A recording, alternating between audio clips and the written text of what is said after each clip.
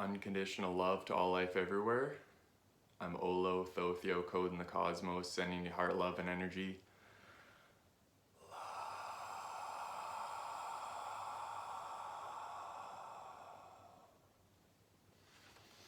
Okay, so today's topic is Kundalini. I am very excited to share this wisdom with you guys because I've heard of many beings that are experiencing Kundalini experiences, and I feel it will be very helpful for this time that we're living in, with all the changes happening and all the beings awakening on our planet. I wanted to mention that I did a video called The Sacred Relationship a few months back, and that this would be very helpful to watch before watching this Kundalini video, as it speaks about romantic relationships and the foundation for actually feeling Kundalini and experiencing it. So I speak about qualities like respect, honesty, and love in a romantic relationship as a basis for Kundalini to enter and all of that great stuff. My intention with making this video is for everyone to understand Kundalini and thus awaken. I wrote down joy found through forgiveness. So I wanted to speak about forgiveness a little bit with you guys. What it is overlooking sin into the innocence that we all are. And I just wanted to say that that's what wisdom is as well. In a sense, wisdom is seeing innocence in everyone, in all things, no matter what, all the time.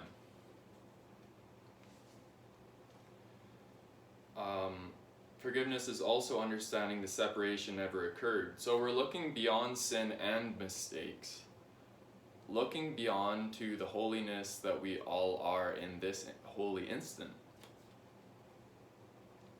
Recognizing the holiness, recognizing heaven is here now, recognizing God is with us, that is, he, she, it is us. The other side of the coin to forgiveness is responding to images. And what you need to know to respond to images is, you need to have understanding and know that all acts are expressions or calls for love. So some people may be pointing fingers and blaming and all this stuff, but I want you to turn it inward. And I'll explain what I mean by that in the next point. But what's important now is that there are no expressions of hatred, of all these other things. I want you to change your perception, if it is like that, to knowing that these seemingly negative things happening in the world are simply a call for love, and that those people need love. And if you want to educate yourself on how to respond to images better, check out my video, Righteousness and Justice. And I wanted to say, simply, just do what love would do when you respond to images. Easier said than done, you could say, but really, if we just have faith and will that love into being, we can do what love does. And this is a powerful knowing that, anyone is capable of love in this moment. It's just a simple choice. It doesn't take time, guys. It doesn't take effort. It takes a simple choice in the present moment of complete willingness to love. Through forgiveness, right? And be the solution, not the problem. So what I wanted to say about that is that your job is not to remove conflict within others. It is simply to remove the conflict within yourself in the situation. And that actually resolves conflict because, well, you are leading by example, doing what love does, and, well, you're not getting mad at that person that cut you off in traffic and getting out of your car and yelling at them. You are being part of the solution by removing the conflict within yourself and forgiving that person, thus releasing yourself and them. Okay, now we're getting to the exciting part. So, joy found through forgiveness. And joy is an invitation for Kundalini experiences, actually. It is our natural state to be 100% joyful all the time. This doesn't mean laughing and stuff all the time. It just means you genuinely feel love and are aware of love's presence. Heaven, if you will, is the same thing as love. Okay, so the wisdom of Kundalini. I wanted to explain that Kundalini energy is our vital life force. And while it honestly created my body, it created yours. And it created all the art and all of the great experiences you've ever had have been from Kundalini. We could not survive without Kundalini because it is chi, it is life force energy, it is prana, ether, all of these words that we use, while Kundalini is the same thing. It's just that it's directed in a sexual way, in a tantric way, when we call it Kundalini. And part of the wisdom of Kundalini is that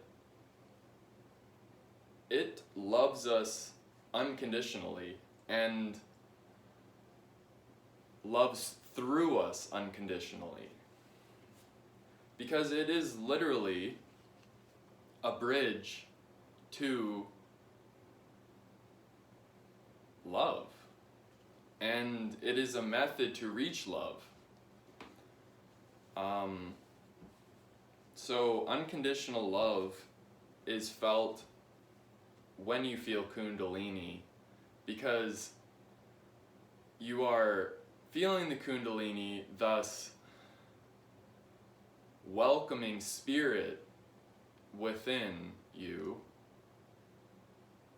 So it is the bridge to the divine.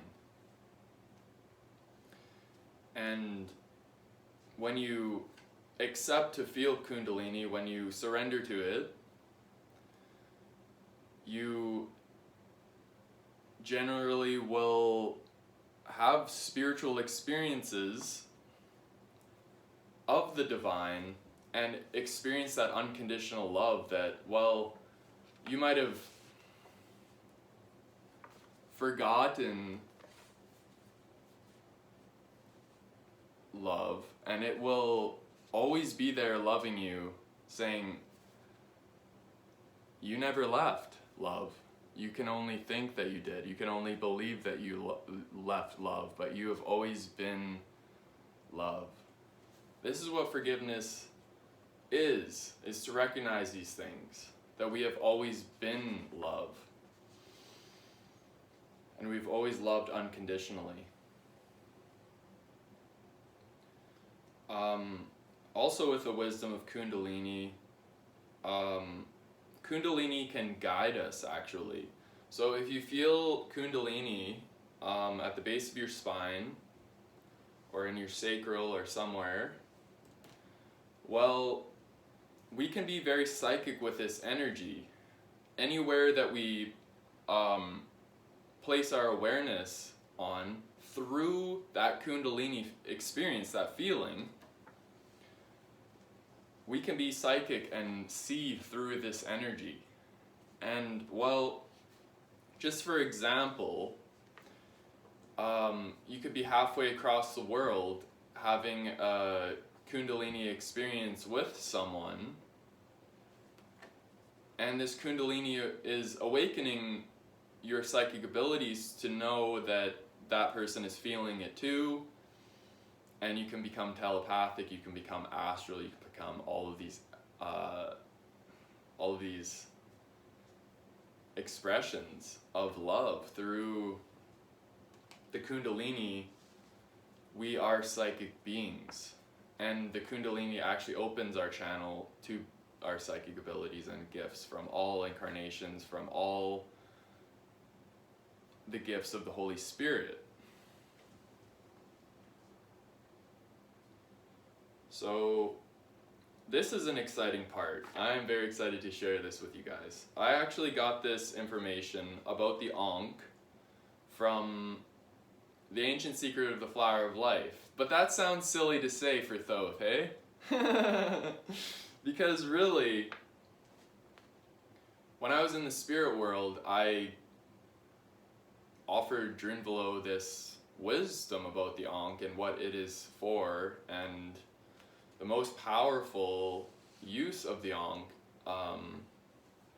is shared in his book, The Ancient Secret of the Flower of Life. So I wanted to explain to you guys how to do this exercise to strengthen your Kundalini within yourself, awaken the Kundalini, and even strengthen it.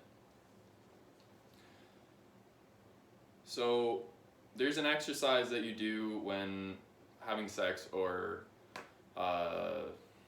masturbating.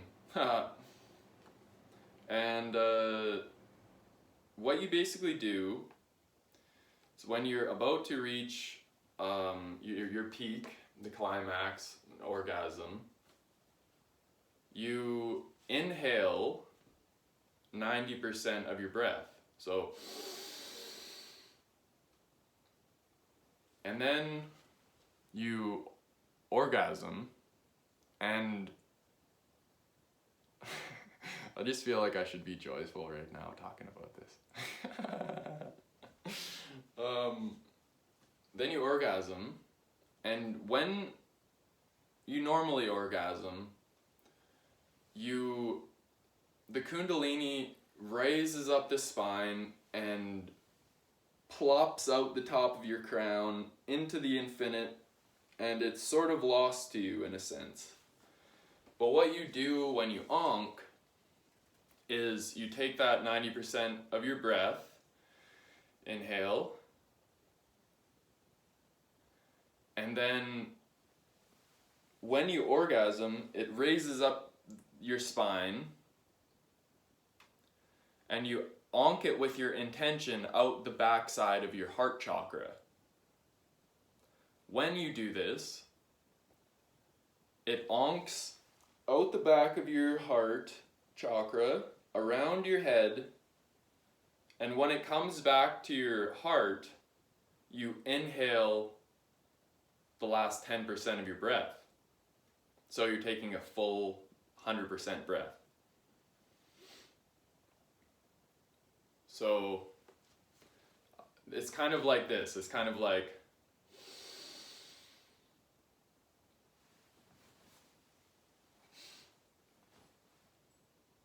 and then you just let it go slowly.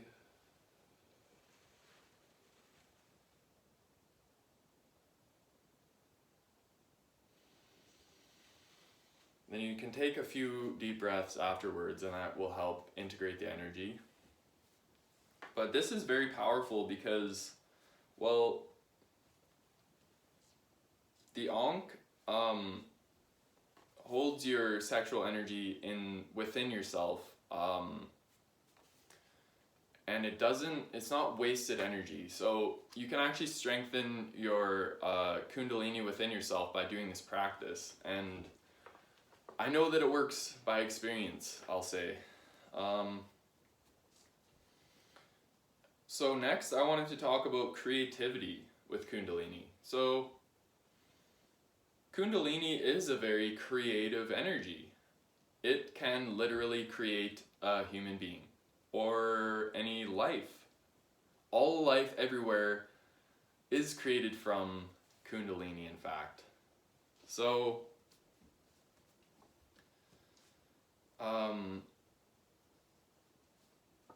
children, if you have kids, your kids are, in a sense, your tantric expression. And they are a living representation of your sexual energy. In a sense, obviously they are kind of like put into the world and can become whatever sort of person they want, and it might not make sense to the rational mind, but I would say that it is true that they are sort of walking expressions of this energy, this love energy. And often when children are born with some sort of distortion in the mind, because it's always in the mind, it's never that, you know, you get a physical ailment and it's just there for no reason. It's always born from the mind. So when there's some sort of distortion with a child, it can be from Kundalini energy sort of absent from the awareness of this lovemaking.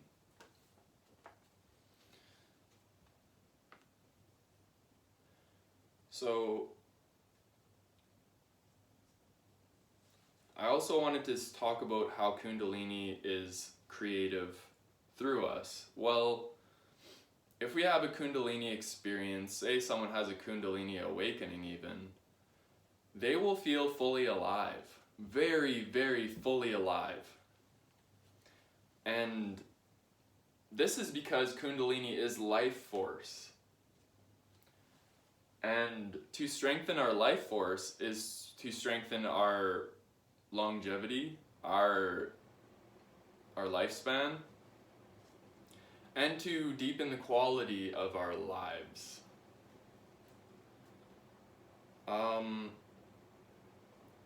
And then inspiration. So Kundalini energy inspires us to create. And out of that Kundalini energy is completion abundance. So we're not creating out of a place of lack. In other words, miscreating.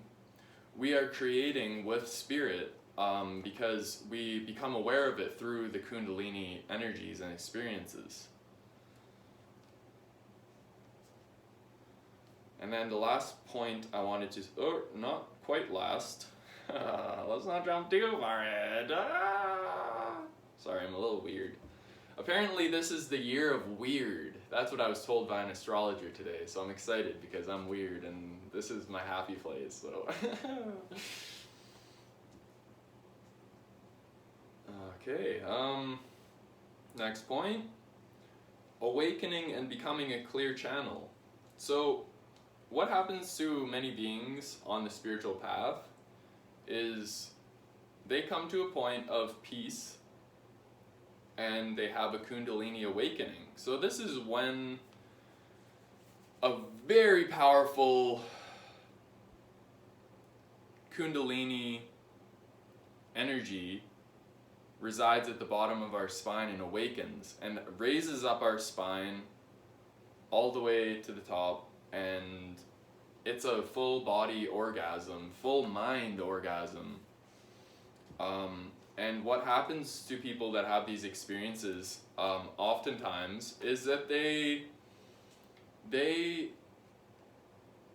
gain, or regain I should say, a connection with the divine and angels and guidance. So when you have a Kundalini awakening, you feel very blissful, and you may hear the angels' voices, you may hear God's voice. There's only one voice in truth, that is the one spirit, that is love. But this guidance can become much, much stronger after having a Kundalini awakening. So, ways to have a Kundalini awakening. Well, I just wanted to mention a few sources. First being a book that I read, which is called Making Love to God by Tina Spalding.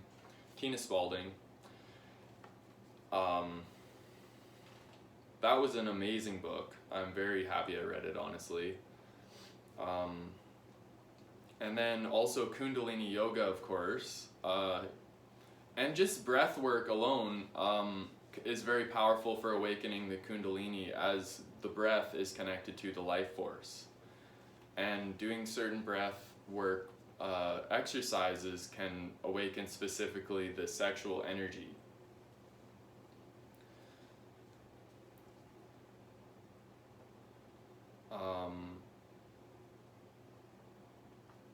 I wanted to say that if you have an experience like this, to surrender and embrace this love, this Kundalini.